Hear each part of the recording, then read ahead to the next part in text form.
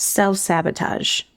It's that subtle yet powerful voice that seems to lurk within, hindering us from reaching our full potential and watching as our dreams collect dust on the shelf of self-doubt.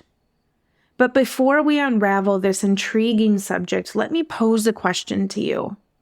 Have you ever found yourself taking 2 steps forward and 3 steps back, wondering why it seems like you're on your own biggest obstacle on the path to success and happiness? In today's conversation, we're joined by a remarkable individual who has not only dissected the intricacies of self-sabotage, but has also guided countless individuals towards achieving their long-held aspirations. Meet Olivia Haltman, a transformational coach with over 14 years of experience in empowering professionals to break free from the shackles of self-sabotage and manifest their deepest desires. You know, those dreams that have remained dormant on vision boards year after year. What sets Olivia apart is not just her expertise, but her remarkable journey. Starting from a finance background, she courageously followed her passions, heeding a spiritual calling to re-educate herself and become an accredited integrative counselor, accredited EMDR practitioner, and clinical supervisor. Through her private practice, she skillfully utilizes these qualifications to guide her clients towards genuine transformation.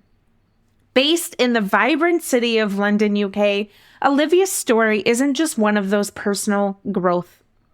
It's also about giving back. She's a firm believer in creating intergenerational wealth while making a difference in the lives of others. Her volunteer work in South Africa and within the London community exemplifies her commitment to embodying the change she wishes to see in the world. Dear listeners, if you've ever felt the tug of war between your aspirations and your own self-imposed limitations, this episode is for you. Olivia's insights and experiences are sure to inspire you to break through those barriers and create the life you're truly meant to live. Get ready for a transformative journey as we explore the landscape of self-sabotage and discover the tools to overcome it. Without further ado, let's dive into this illuminating conversation with the incredible Olivia. Enjoy the episode. You are listening to That Big CEO Energy, where we talk all things business, life, marriage, and push you to a new edge of discovering what that big CEO energy means for you. Listen, I understand that we have barriers that we carry from when we were once employees, and those have impacted us as we continue to build our businesses. I'm here to walk alongside you and give you encouragement through interviews with friends and other women in business who have broken down those barriers and paved their own way.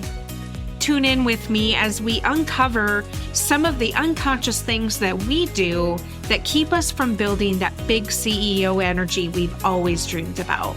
Let's dive in. Welcome, Olivia. Thank you so much for being on That Big CEO Energy. I'm so happy to have you. One of the things that it really struck me from, as most people know, I have on my form, top 3 topics, right, that we're going to talk about. And that is the first thing that I go to look at before any follower count, any profile, anything, because I just want to know. It's always the topics, right, that someone says, what can you talk about for the next half an hour, right? And usually we have like 3 things that we are super passionate about. And the one thing that really struck me that I know that I talk a lot about is the self-sabotage component. And I think that women are really, really good at self-sabotaging. And so I think that I would love to go a little bit deeper on that topic. And so at first, I will let you kind of add anything that you want to add to your bio for our audience here.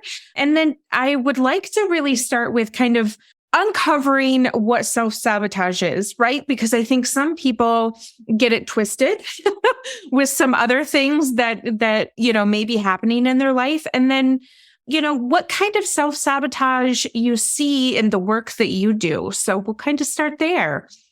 Yeah. So self-sabotage is definitely an interesting thing because a lot of times we don't even notice that we're doing it. And I think that's why it gets tricky. And that's why people maybe recognize it as something else. But a lot of times people don't even know that they're self-sabotaging unless you explore it with them. Because some of the things because the word itself is kind of heavy, isn't it? Sabotage.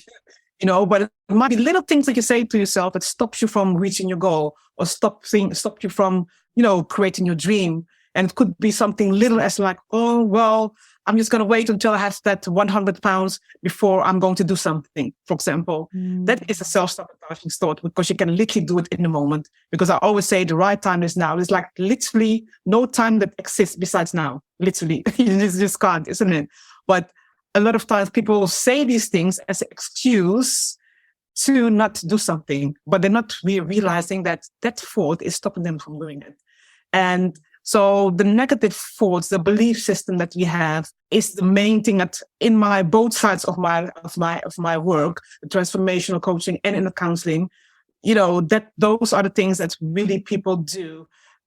The thoughts, that's number one, I would say. And sometimes people obviously practically do stuff as well, because some people might say, oh, maybe it's self-harming or something. They might think self-sabotage is self-harming, which could be a form of self-sabotage as well, if you know what I mean. But the main one is just the thought that we tell ourselves. And we lie to ourselves all of the time, especially adults. We do it so easily because we don't really think it's lying. But I would say you can use it as an excuse if you want to. But if you really dig underneath it, it's you're lying. I like straight talk. It's like you're lying. And I do it to myself as well. Obviously, that's the reason why I'm here now, because I've been through it myself to realize, well, actually, all of these years I've been telling myself this and it's a lie. And it's kind of hard to look in the mirror and say to yourself, well, actually, that's not true, Olivia. It wasn't true. So you have to sort of be honest to yourself, being able to see that and work with that. Yeah. So number one, thoughts, the negative beliefs. And everyone calls it differently, but it comes down to the same thing. Yeah.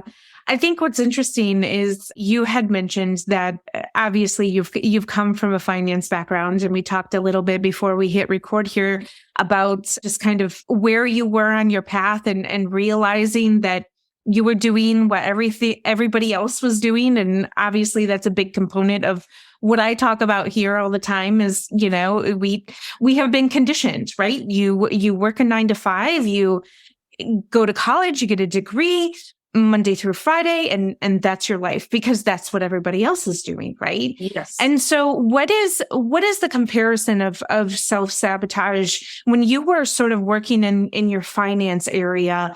What were the things that you were saying and doing to yourself in that time that you look back now and you go, oh yeah, I was really self-sabotaging what I was supposed to be doing, which is this work, obviously, that you have been creating. Yeah, I would say there was the fear to step out of the box.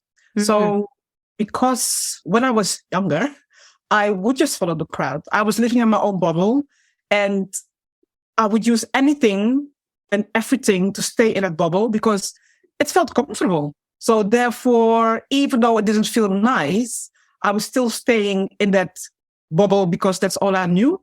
So I would again say to myself, because at that time I didn't know what I wanted to do. And I think that's one of the things as well. I didn't know what I wanted to do. My background wasn't that, my parents would push me academically. As long as I just went to the next level, they were fine. There was no interest at all. So that's why I was able, well, I say able, but that's why I was following the crowd. So with that way of upbringing, you start to create that self-sabotaging pattern and you get used to that. So I always had a fear, for example, for public speaking. I'm still, I'm doing it, but I'm still not fully like, yes, this is, so there's still stuff to do there, but I'm doing it. That's the main thing. I'm just like, well, it feels weird, but I'm just going to do it because I know I can do it. But when I went to school let's call it school. There was a teacher who told me I always wanted to do public relationships, PR. And he was like, no, it's too difficult. And I just jumped on that. And I was always scared to do academic work because of that one teacher that told me one thing that I couldn't do. I just jumped on it. I believed it. And I told myself that like a a lot of years in my adulthood that I couldn't do academic things. So therefore, I had this pattern of not really excelling in what I was doing because I was scared of doing essays and doing the work. So I would look online to see if I could pay people to write my essays. It's like weird to say it's that bad that I was actually looking for people to do it for me. I was that scared of doing it to fail. So I would put all of these things in place for me to not go to the next level. And I took that in my financial work as well, where I was working in an office and doing, in a financial branch, where I then maybe even in that branch go to the next level, but would say to myself, no, I can't do it. It's too difficult. Because that one teacher told me that. And I didn't have anyone to sort of counter that statement. And I probably didn't tell anyone, to be honest, so they couldn't. But, that's another thing as well, which is self-sabotaging for not reaching out, but asking for support or not talking about stuff. Because when I would maybe speak to someone, they might say, what are you talking about? Can do this and this and this. But there was no one there because also I didn't open myself up for that. So I had a lot of self-sabotaging behaviors at a time where I was very internalized myself. So I wasn't good enough. I couldn't do any academic work. I'm not really going to reach out to anyone because that's a big one. If you don't reach out to anyone, then you will stay in your bubble. And I stayed in my bubble for a long time. Yeah. It's interesting that you bring that up because I think we see it a lot now. I mean, obviously it hasn't gone away, but I also, had a teacher, I think in college, where I wanted to change my major. And he said, I don't understand why you want to do that because you're not going to succeed. You will not succeed. And you just need to keep on keeping on what you're doing. And I just knew in my heart of hearts that was not, it was not what I wanted to do. And so I continued and got that degree and I don't even use it anymore, But it's interesting that influence that, and I think it's really important that teachers understand that what they say matters, especially in the influential years. And I think, parents can take the same check mark there, because I know that there have been things in my life that I have, mentioned to my daughter and I'm like, oh, probably shouldn't have said that, but hindsight's always 2020. But I think one of the things that is interesting is when we talk about self-sabotage, you had just mentioned this. I don't think we realize when we start to do that. And so my question is how would someone even begin to understand what self-sabotage looks in their life? Yeah. Is there feelings? Is there outcomes maybe that they should be looking for? What does that look like? So there's different ways of looking at it. So first is maybe checking to see, because some people obviously sabotage more than other people. So it's more checking to see with yourself as well. Well, am I ending up in a situation that's always the same? When you recognize a pattern, like, oh, people never listen to me, or I'm not good enough and people treat me. No, if something happens to you with different people, but it's the same thing, it's the same energy. So you can see it, for example, with domestic violence and when people have toxic relationships, let's say it like that. I won't specifically use domestic violence as an example, to be honest, but toxic relationships, for example, it's quite a difficult one still, because sometimes it's difficult to look at yourself in situations like that. But if you end up in a toxic relationship all over again with the next person, then it's sort of looking at yourself, okay, what is going on here? What is this pattern?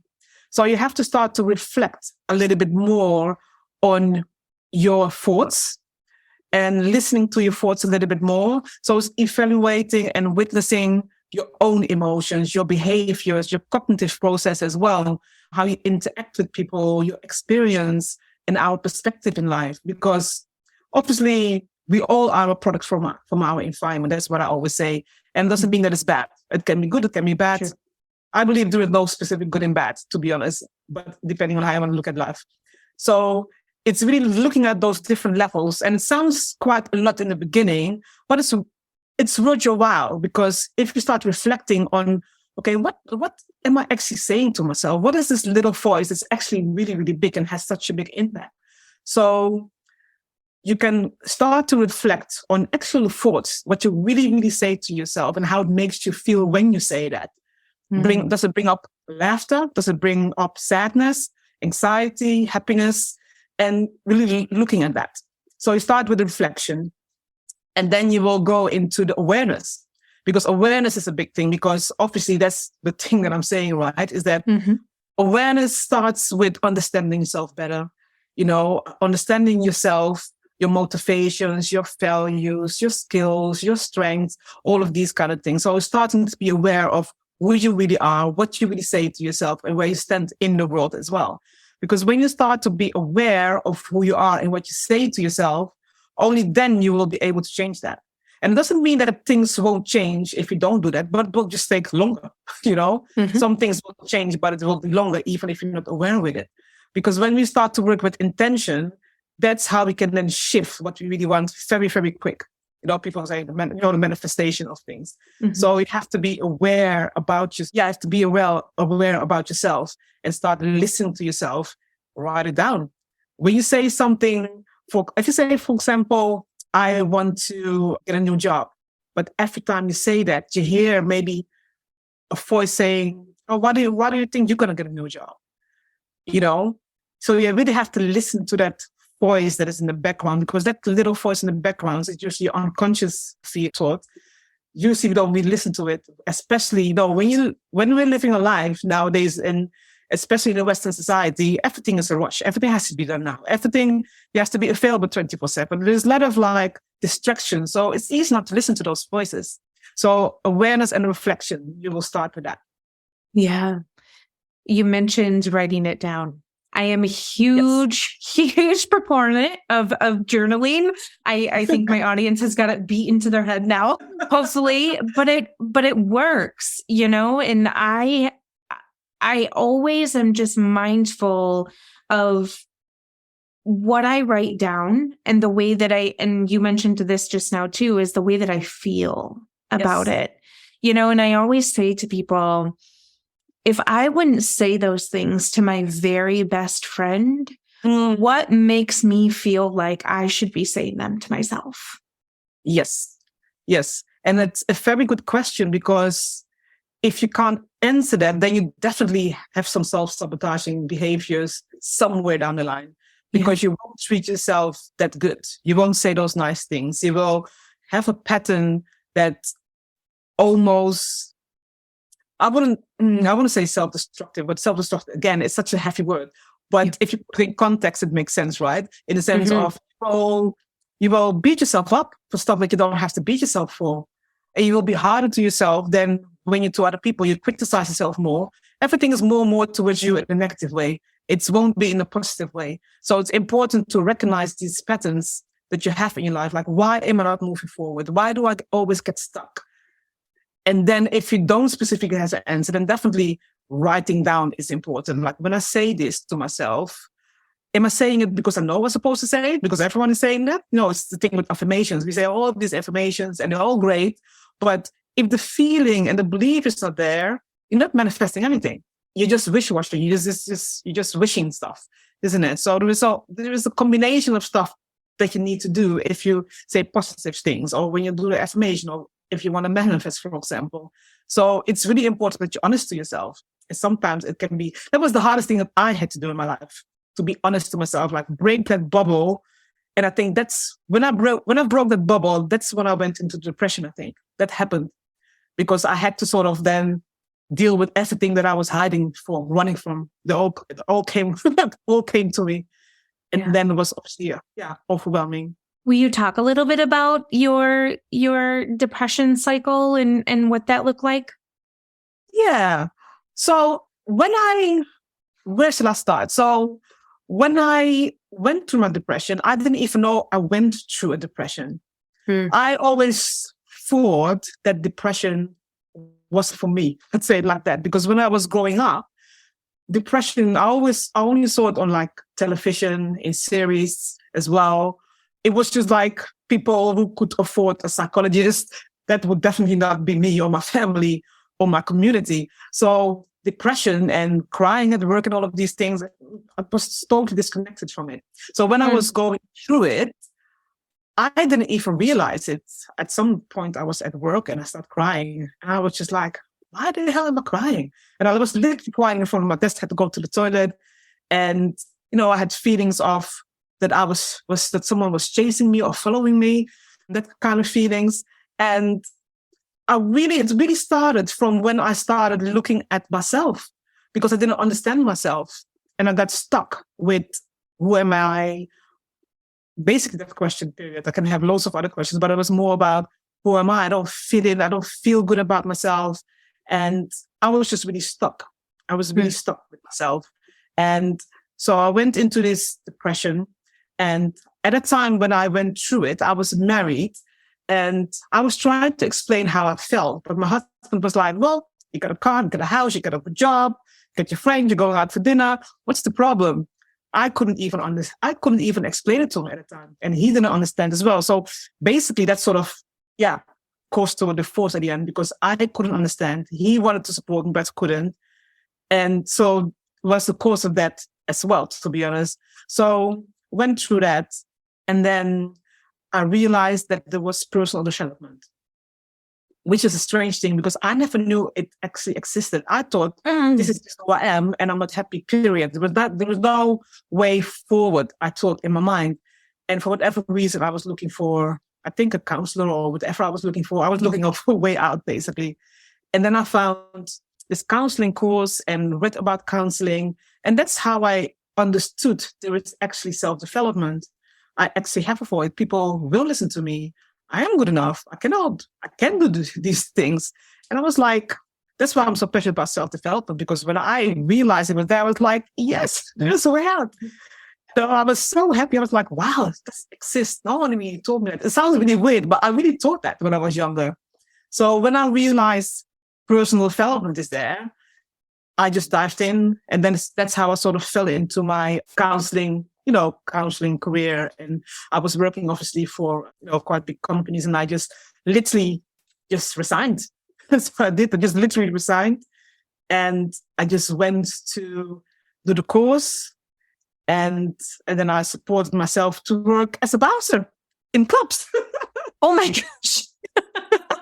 I know. Everyone's like, you? I'm like, yeah, I know, but it was easy with money. It supported my qualification. Yeah. Well, and I did that. And and as they say, the rest is history. Wow. Yeah. I just want to camp on something real quick. And it was the part of, I didn't even realize what I was going through. You had a house, you had a car, you had a husband that loved you, you had friends, you had everything under the sun. And yet you still felt alone. You still felt like you weren't good enough. And so when you finally discovered that there was something different, right? That you had validation to feel those things. How did it feel when you started on your self-development journey and you were finally able to get yourself in a healing process? Yeah. And what is the self-confidence that came with that?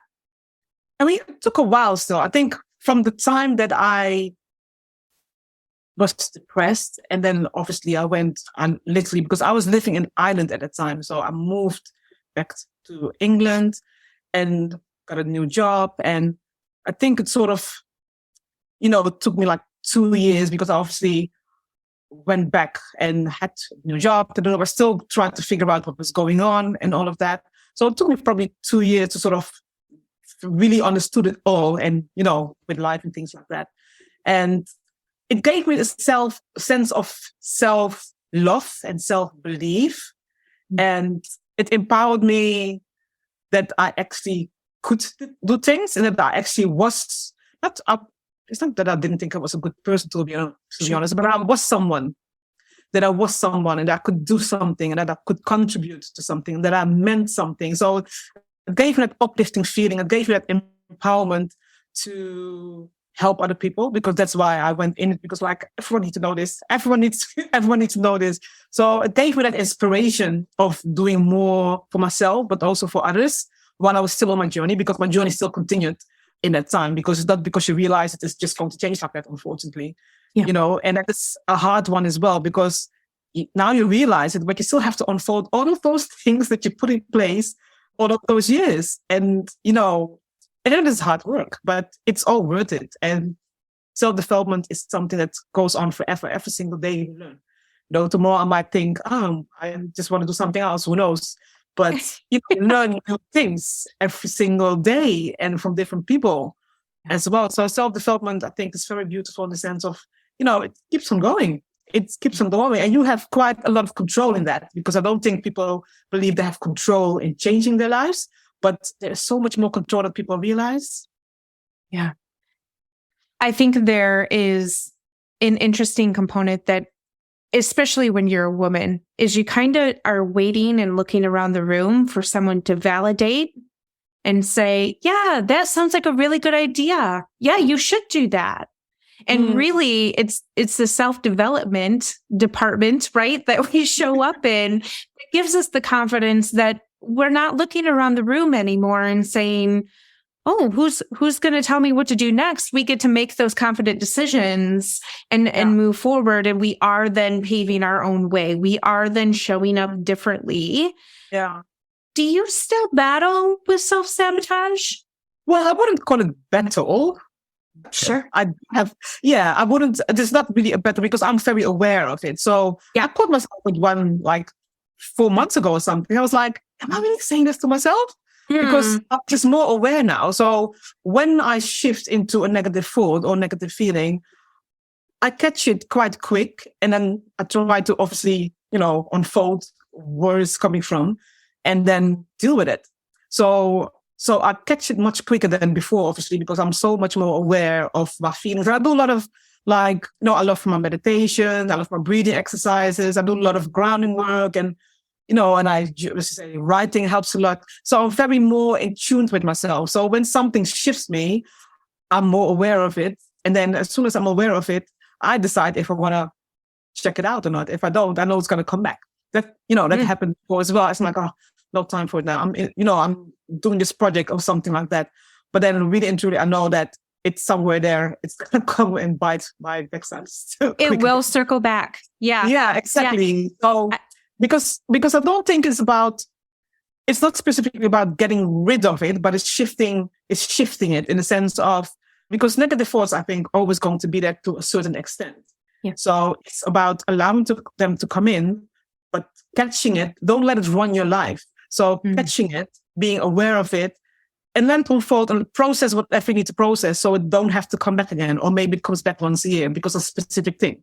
And also, if you're someone who tries to meet your goals or have your dream life or however you want to call it, you will encounter to new things that you're going to do. So usually when you do new things, it's unknown. So you will get like negative thoughts or you will get anxious a little bit or nervous. And that is part of it. So it's also knowing that, I shouldn't have any negative thoughts. No, it's fine. It's fine. The thing is how to deal with it. If you're sad, it's fine. But you know how to deal with it. You don't want to stay in your anger or sadness for years because that's when the problem starts, isn't it? Mm-hmm. It's been no secret that I've had a walk with therapy, right? All of the people that follow me know that, and I'm a huge proponent of therapy. I think everybody in the world should be in therapy. And it's usually the people that raise their hand, they're like, yeah, I don't need that. Those are usually the people that need to be in therapy the most, right? Yeah. But I have been working, especially with my therapist, about reframing the things that come into existence, right? We have the little trauma and the big trauma. Yeah. And I love that you brought up the fact that when things come in, it's not that we're pushing them off and saying, no, I don't need to deal with you. You don't belong here. It belongs there, but it belongs in a different context, right? And the context is, oh, that's interesting. Oh, something different is happening. Let's investigate that a little bit further. And I have been, at least in my life, developing this little game that I like to play with myself is when it comes in, I go, oh, that's interesting. What is that attached to? Right? What is the trauma that is linked to that? Because when I link it to something, it is usually something that has either happened, in my past life, or that is currently happening now, to where I need to say to myself, okay, if it's happened before, why does it keep happening?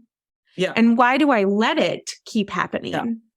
Yeah. And what are the things that I need to be doing moving forward, that when it does come, I can lovingly say to myself, I recognize this, I see it, and now I'm going to do X, Y, and Z, right? Which is like coping mechanisms.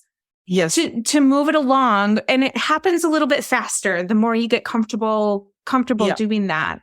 And I love that that is something that you harness on too, is really looking at it and saying, okay, where is this coming from? Mm-hmm. Because how do I then move forward with it? Right. And as you were saying, like, then it just gets easier when things show up that way. It's not like we don't have them anymore. Like, everything has miraculously solved itself because we've gone to therapy and done the work. Right. But we get to explore it differently. And I love that you still encourage yourself to explore, even though, right, you've sort of arrived to now the other side of helping people get through that. And other than sort of this component of recognizing and really, I don't want to say affirm it, but you have to kind of affirm that it's happening, right? Yeah. What are some of the other ways that somebody can kind of really accelerate the healing process on when things start to happen, and I'm going to say that they are in a process of recognizing, right, that it's happening? What are some of your coping mechanisms or healing strategies that we can give some folks to sort of empower yourself a little bit more, right? Yeah. So it's always looking at how you can grow and develop, basically moving forward. So it's basically starting to maybe accept where you are. So accepting yourself and thinking about what actions can you take what is the responsibility that you are willing to take for yourself to make that change? So it's really declaring, okay, I'm going to work with this. So you can develop your self-awareness a little bit more. So you can reflect, you can be aware, you make a plan, and then you take action. Action is very important. So you have to, I would say, recognize and enhance your achievements, because as women, especially, we don't celebrate ourselves enough. I say every single day we celebrate yourself, because a lot of times we're hanging on more to the happiness of stuff than all of the stuff that we have achieved. There's so much stuff that women do. It's mad. It's crazy, because, your mothers, your sisters, your daughters, your work, the core of the household. We do so much stuff. We like to nurture, organize, and we forget about ourselves. So really start to celebrate yourself and start to recognize yourself with your achievements every single day as well. So you can start journaling, I should say, yourself. You can start journaling and sort of writing down what you want to achieve in your life. So it's not only looking at the specific only self-sabotage behavior, but it's definitely recognizing it, but also working on the other side of it, looking at your achievements, your goals, your strengths, everything that you're able to do, your abilities, your qualities, and really writing that down, and also writing down what your vision in life is, sort of, because it will make you feel more confident as well at the same time. Trying to be honest to yourself. I wouldn't say trying to be honest to yourself, tough love towards yourself, but in the sense of like, okay, I'm going to think about myself, but not in a selfish way. I'm going to look at myself now and build myself so I feel better within myself, but also if I feel better about myself, I can then also support people more. So it's really thinking of yourself as number one, but not in a selfish way, because I think some people sort of struggle with that as well. Write down what you want to achieve and just increase the feeling of your authentic self as well. So trying to sort of do stuff that you like, actually, things that makes you smile, and just be real to you and yourself and what you want to accomplish in life. But it's definitely important to look at, when you recognize your self-sabotaging behaviors or thoughts, trying to sort of write them down and looking where what you're saying yourself, looking at the old beliefs. and changing those old beliefs. So if you even want to write down where the belief is coming from, because when we look at our belief system, a lot of things are not things that come from us. It comes from other people. It can come from parents, from teachers, from nowadays social media, obviously, and all of that. So it's really addressing what is behind that. What are your beliefs and where do they come from? Is it mine or is it my mom's? Is it mine or is it my teacher? Or is it mine or is it my ex or my friend, for example? So it's really looking at, okay, what is mine and what is other people, and trying to separate that. Because you don't have to walk around with other people's backpacks, because sometimes you're walking around with all of this stuff in our backpack, and half of it is not even ours. It's society's, especially as women. We have to label how we're supposed to be as women, and walking around with it and acting upon it. And this is how we show in the world.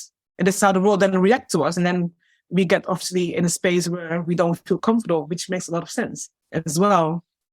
And looking at your procrastination, we didn't speak about procrastination because that is a big one as well that people do, procrastination. Yeah, let's talk about that.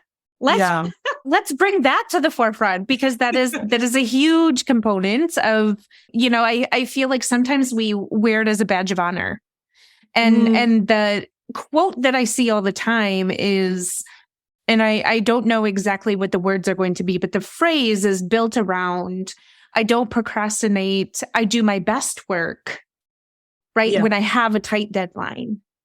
And that in and of itself is a self-sabotaging mechanism that we almost carry around, right? Like you're saying, like a little backpack that we've just accepted as normal. Like, I'm a procrastinator. This is really great. I'm okay. I get my stuff done. What does it matter? Right? Yeah. And that keeps that cycle going, isn't it? Or people will say, well, I'll run better on the stress. And some people actually do, but a lot of people don't. It's just an excuse, again, to sort of fail. Failure for success, or failure for failure, obviously, as well. But you also have a failure for success. So for procrastination, I think it's really make something non-negotiable for yourself. Like if you make for example, we had this agreement, we're gonna come here on time or a specific time. I'm going to be here, you're here, and that is agreement. Make the agreement to yourself. A lot of times we make agreements with the boss or with anyone else, and we always are very reliable. But when it comes to us, it's out of the window. We make all of these excuses. So make the same commitment to yourself and look for those patterns of procrastination, but make stuff non-negotiable. So if you notice your procrastination pattern, again, it's about that reflection and awareness and being honest to yourself and know that, when I have to write this report, I always wait for the last minute. And you know that this is happening. So make something non-negotiable where you say, I'm going to do the report, let's say a day before, but I'm not going to debate it in my mind. This is non-negotiable. Besides the point that there is life in that, because literally the world is not going to stop if I'm going to do my report. So when you make a decision to yourself, well, I'm just going to do it, even if the thought comes in of fear, even if this negative thought comes in, or you can't do it, or you don't have any time, or let those thoughts be there, but you're still doing it. You're just going to do it. And for me, that helped a lot. Doing stuff that is non-negotiable is like, I need to go to the gym, but I don't want to go. My body just lifts out of the bed. The thought is there, but I just move because it's non-negotiable. There's no debate. It's just like when you have children, like when you discipline children, it's like, you can say what you want to say. Fair, you have to say, but this is what's going to happen. And this is the reason why it's going to happen. And there we go. There's no back and forth about it. So I think the non-negotiable is very important with procrastination, just to sort of make a decision to yourself. But there has to be a declaration towards yourself. You have to be able to get to that space where you know that you're worth it, to say it like that. If that's still a bit wobbly, it's always going to be a little bit more difficult to do, but needs more work as well. Yeah. You said a key word, discipline. Yeah. Discipline, yeah. Mm-hmm. Yeah. Yeah. And discipline goes in different ways. Yeah, discipline goes in different ways, just like routine. Some people don't like routine. I'm like, yeah, but your routine it doesn't have to be specifically every day the same thing. It could be every day something else, but that is your routine, for example. The same with discipline. discipline can look different for different people because they need maybe a different way of disciplining. Just like when you discipline children in different ways, you can't discipline every child in the same way, in my opinion, because they're different people, you know? So you have to sort of adapt to what works for you. This is my discipline. Yeah. I also think when we're working through self-sabotage, there's this, and you mentioned it too, of not getting out of the bed, right? Like, I mean, I can just skip today. Talking about gym, right? I raise my hand. Everybody does it, right? But it's interesting that with procrastination, if we fail to utilize our disciplining mechanisms, right? And if you're a mom, you know exactly what those are with your teenagers and you just got to do it. You know, you got to go to school. It's something that we all have to do. And so it's lovingly telling yourself when we're working through these self-sabotaging components of it's something that I have to do. Not only is it attached to my mental well-being, right? Because you know that on the other side, that when you work through these things, you're going to feel so much better. But the more disciplines we become to work through those, I think we naturally then begin to develop this self-awareness that we're now able, that when we are faced with difficult things or we're faced with doing new things, we have these self-disciplining approaches that we can take with us and carry with us that now make life just a little bit easier, right? Yeah. It's not, I always tell people things not necessarily, they don't get easier, they just get different. But when we have coping mechanisms, when we have self-discipline techniques, it's easier for us to arrive at those things and be able to start to weed through what we need to work on and what is already, you know, meant for us and working for us, right? Yeah. I love that you teach EMDR therapy. And I just want to talk a little bit about that for people that don't know kind of what that is and how it can be a wonderful component of working through self-sabotage. Can you tell us a little bit about that? Yeah, so EMDR is the eye movement therapy, but online we don't use, well, sometimes you use the eye movement, but we do lateral movements basically. And so it's a very different kind of therapy because it tells you, it's very directive. It tells you to go where it hurts. When you do talk therapy, you can go around circle sometimes a little bit, depending on how you obviously work with the client, but it's very directive. It tells you, at least it tells you, you go to the place with your mind where it hurts, feel where it hurts in your body, feel where it hurts in your mind. And now you're going to do the lateral movement. And then it can be very intense. I mean, there's much more to it, but obviously I'm just explaining it now in a nutshell.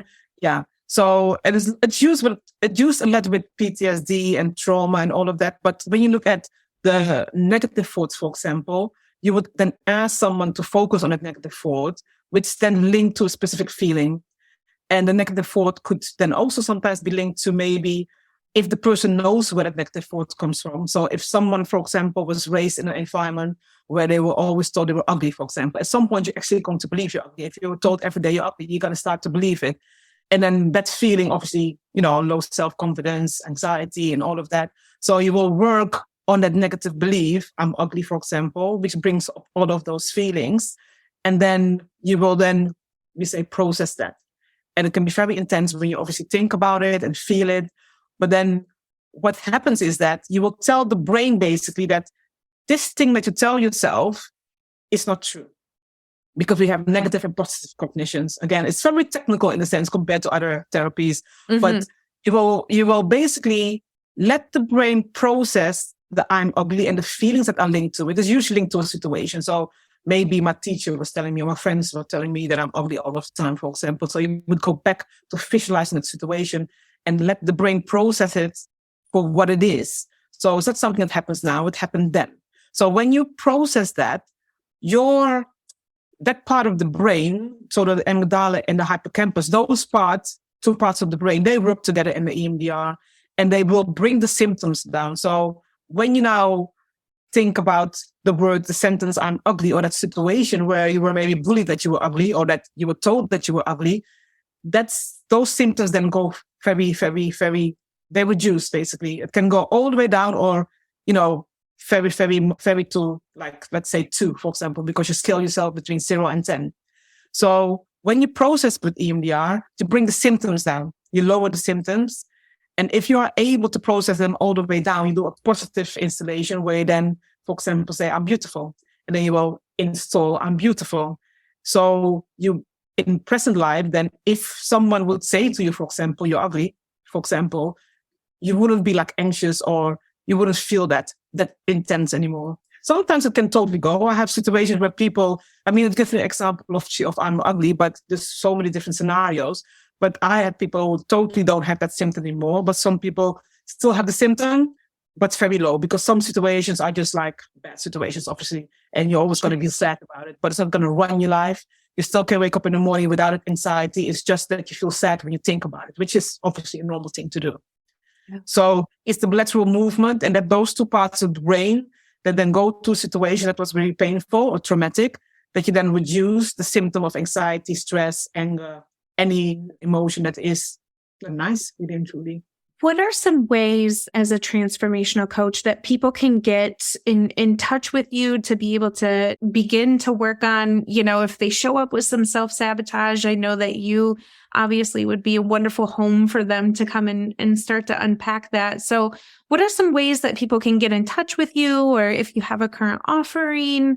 Yeah, so I have my website. So my website is allhaltmanservices.com, where they can obviously read a little bit about me and my coaching. But there's also a masterclass there that they can watch for free to look at. But the masterclass is linked to, if you want to create your dream life. It's specifically for women that I sort of created at the workshop, the masterclass, where they can sort of look at, okay, what are the steps that you need to do in order to start to manifest what you want in your life?